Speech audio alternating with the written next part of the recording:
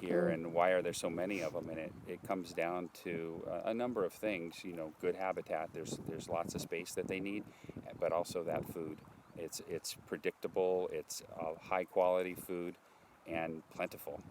The largest salmon run in the world is the Bristol Bay sockeye salmon run, and that comes into the Bristol Bay side of Katmai National Park, and the salmon will just stream up all of the rivers around there and spawn, and very predictable, large numbers, and it takes away one of those stress factors for the bears. They don't have to worry about food.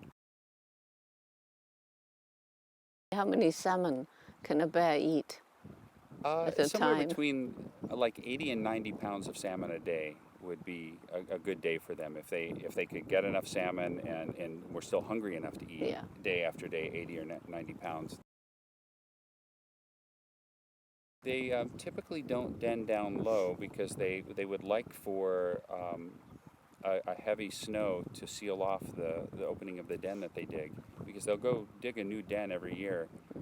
I'm sure there's some places in the world where they find caves that are natural caves, but around here the caves are, well, actually I don't know of any caves here. Some parts of Alaska there are some caves, but they'll go up on the slopes and they'll dig their own hole, and they're not big, they're not extravagant, but it's still amazing to think that they can dig that hole in just a few hours.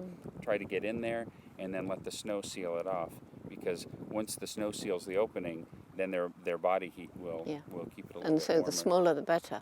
The smaller As long the as better. there's just room for the cubs when they come. Yep, just room to get in, turn around, get back out with the cubs later. Yeah.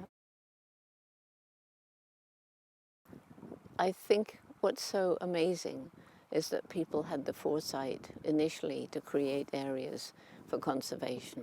And, you know, those areas have increased in number because more and more people are becoming fascinated, and the parks enable people to go out from the city and get back with nature. I mean, how wonderful is that? Oh, I know. I couldn't agree more. That's one of the greatest inventions, if you will, of the United States, is this notion of creating these large national parks to protect habitat and protect wildlife. And we see, as the population of the world continues to grow, that the national parks are becoming more important, not only for the wildlife and the habitat, but also for the people, because people need that connection back with nature.